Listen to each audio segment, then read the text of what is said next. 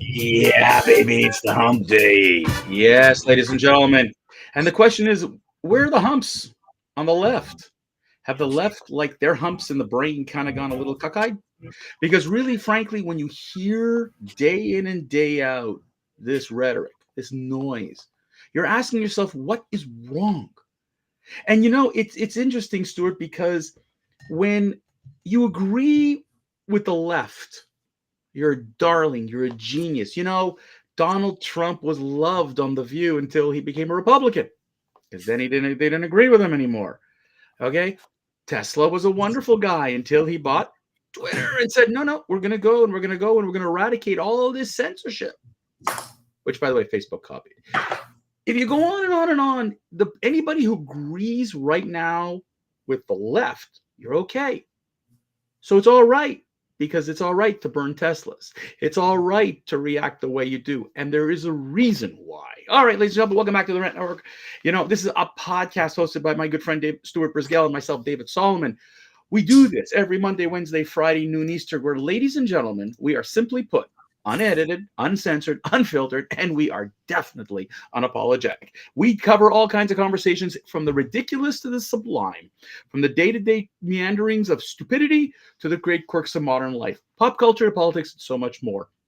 We ask some crazy, wacky doodle questions to make you think and to make you go, what the? Fill in the blank. So sit back and relax, folks, because today we're actually going to bring in an intellectual. Yes, Stuart. I'm going to bring in Dr. Gad Saad.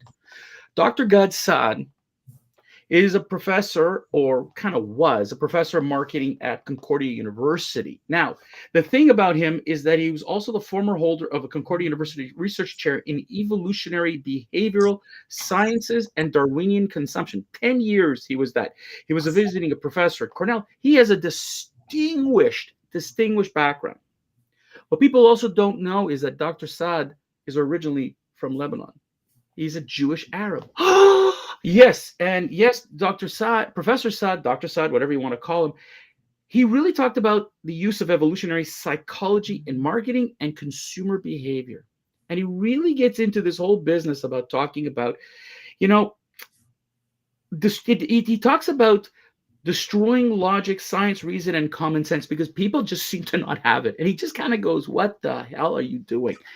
And unfortunately, since October the 7th, Dr. Saad has been targeted by Concordia University and many others because of his Jewish background, and because he disagrees with the people that believe in violence, believe in hate, and has this cockeyed system. Stuart, I sent you a whole bunch of stuff about Dr. Saad. Who do you think he's talking about, and who would you like to rip today? All right. Thanks, David. Let me grab my boom mic here, because I want you to hear me loud and clear. I didn't know who Gad Saad was until David enlightened me in the green room. And he wrote a post that went a little viral that really takes 18 topics that kind of define the liberal democratic agenda. And he titles it The Democrats. And then, because you're in Canada, I'm using the word liberal because they're typically now almost inseparable. He talks about eradicating women's rights, refusing to define genders, the integrity at the border. No, it's racism. Can't stand for a child that has cancer at a massive conference. It's Trump derangement syndrome. If you agree with him for one thing, you're disenfranchised. Astoundingly, Islamic phobia, how that's racist. Sounds of crimes, oh, that must be racist. Social and communist ideals. The espousal of defunding police, support of BLM, rejecting mediocrity in favor of diversity, inclusion, and equity, DEI. Spewing hallucinatory white supremacy canard, espousing anti-scientific stances, right? Believing that the First Amendment should be curtailed and is racist. Second Amendment should be curtailed because can't let those people have any objectionable lead in their pockets. And it goes on and on and on and on and on. But I'm going to pick a few segments of that and just get into it. The erosion of women's rights started way back when we decided to paradoxically increase change the movement from being a champion of women, and instead of making it the champion of people that think they're women. By refusing to define what a woman is biologically, they're different than a man. And introducing males into female spaces, contradicting the glaring fight that every woman had for literally hundreds of years. And now that they have it, let's take it away. Almost borderline a socialist type, communistic type viewpoint, because there should be no difference in a man and a woman. There should be no difference in religion. You should have one religion, and that's to the Democratic National Party, unless you're Muslim. Then you're it's a racist theory, shouldn't talk about it, and can't get any further. The next part would be the border crisis. There is a narrative we hear, many left-wing circles. The push for open borders is a guise under compassion, which led to a significant security risk, which I don't believe we've yet to realize, with a massive social destabilization. Sorry, can't even enunciate my own notes.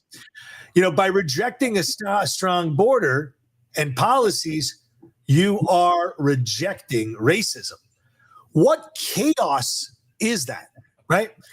A war on meritocracy, diverse inclusion and equity. 3 words that sound noble. Oh, it sounds so nice. Let's be inclusionary. Let's feel sorry. But it's a weapon against the competence of fairness. It's taken the backseat to identity politics, ensuring positions are being filled on quota rather than qualification. QQ. It's the future we want? I don't think so. Crimes in crisis, defunding the police. One of the biggest pushes we saw in years past was defunding police departments under a banner of social justice from major cities. All the while, you have a spike in violence and crime. Yet the same politicians are advocating for reduced police presence, ensuring their own safety with many, many, many private security guards. Not very liberal, now is it? Or is it? The left fascination with authoritarianism. Freedom of speech and the right to bear arms are 2 pillars of the United States. It's American liberty. Why are they always under attack? Whether it's silencing dissenting voices through censorship, hence take over Twitter, or attempting to restrict gun ownership. The push towards a more controlled society. Let's control what you see, what you hear, what you eat, how you get it, where you get it from. If these amendments were curtailed, what would remain of a democratic society? Radicalization of academia. This poor guy got clipped. Why? Because he's a Jew. Sounds almost eerily like the 1930s in Germany. Universities place open discourse becomes an echo chamber for extreme leftist ideologies.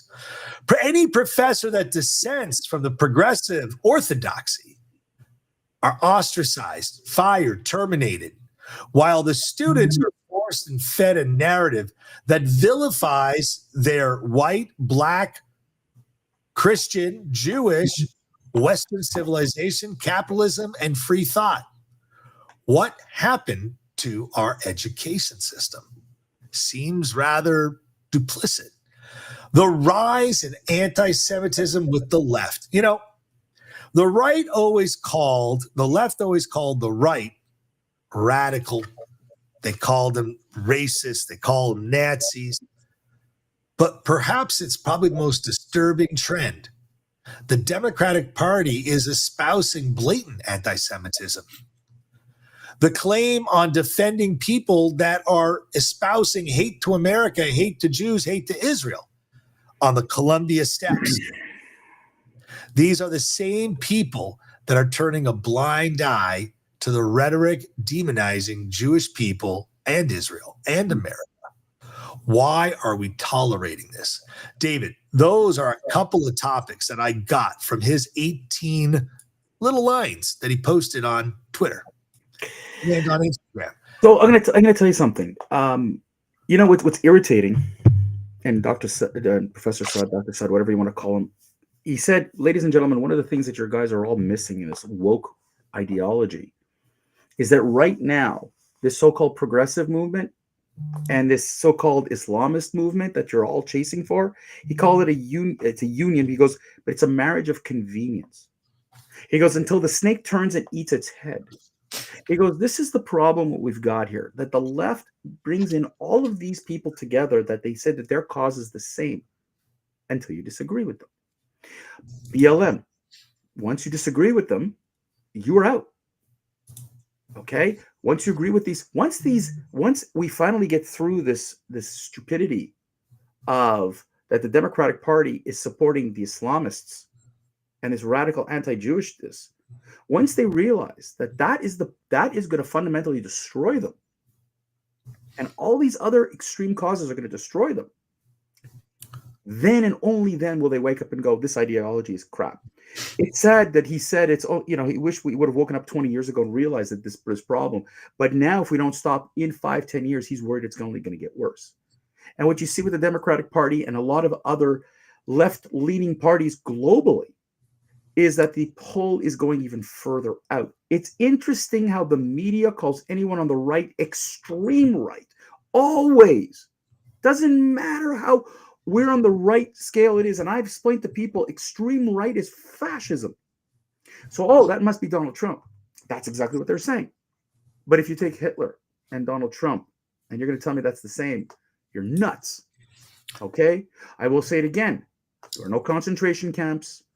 We're not putting people with Jewish stars and pink labels and whatever. Let's get over this radicalism that the left, whoever doesn't agree, you are on the extreme opposite end. Because the way I see it, and I know people on the left, and in our last podcast, my friend, what I didn't talk about, my good friend Sass Perez, who is, for whatever it was, he's left of center, I'm right of center in our political beliefs. The two of us have talked politics. We can get along just fine.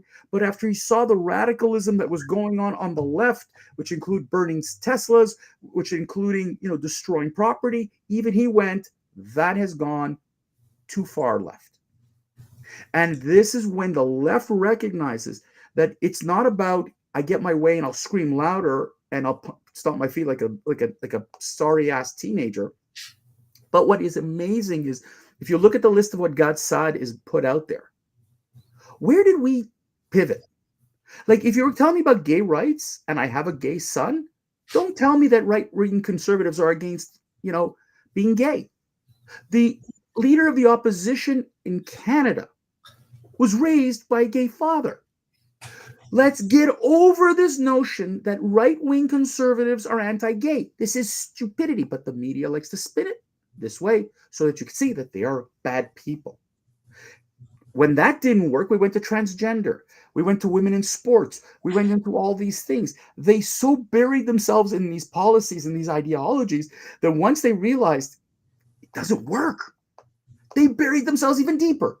They doubled down and tripled down and quadrupled down. And now instead of using a little bit of common sense, and that is the word Gad Saad used many times. In fact, he has a book. It's a really cool book, just pulling it up, called The Parasitic Mind, How Infectious Ideas Are Killing Common Sense. That's his book that he put out, I think, a couple of years ago. When you read it, parasitic mind, this infectious ideas, these ideas that women should not be called women, but called what? Reproducing humans? Like, what is wrong with being called a woman? A woman is beautiful. A man is beautiful. Why are we destroying these constructs? You don't want to be part of it. Don't be part of it. But don't tell me to destroy a fundamental thing that's been going around for generations. I'm not saying that the earth is the center of the universe and the sun revolves around the earth. I'm not saying that. But to tell you, because you believe in this ideology, like Because if you believe in Scientology and you really believe in it, yesterday, Stuart, there was a guy on the subway carrying a Bible, and he was talking in French to everybody, and he was talking about the Bible, and we should all believe in Jesus Christ. And my son looked at me and he goes, "What a kook!" And I said, "No, he's not a kook. He's just a believer. But I don't have to believe in it." And that's the problem on the left. You either believe it, you're with me, or you're the enemy of the state. And if you remember that movie with Will Smith and Gene Hackman, you get rid of the people. You create a conspiracy. You create a noise that you want to destroy them. And Stuart, I'm going to give you the last word on this, because it sickens me to see where the Democratic Party is heading, how much deeper they're going, led by AOC and Bernie Sanders and the rest of these kookies. But when real life sets in, I wonder what they're going to do. When the reality that the people that they're trying to protect rebel against them, what's going to happen? David, we're at a crossroad. The principles of the Western society has been based off of freedom, merit, security, and personal responsibility. All of these ideological pillars are under attack, and they contradict themselves every day and every turn. The question will remain, will people wake up to the reality, or will we continue down this dangerous path? David, it's an unfiltered truth. That's what it is. They don't want you to know it. They don't want us to say it. And you're the enemy if you try and explain it. On that note, my friend, I'm going to have to leave it at that, because really that is sad. Ladies and gentlemen, we'll be back again on Friday. My apologies for not paying attention to this one. I had a little emergency here. But thank you so much, guys. This is it. This is the insightful ideology that we're bringing to the table. And please, guys, if you have any comments or anything, send it our way. Like, share, all the social channels. We're everywhere. Check out those clips. Check out all that stuff and tell everybody we're here.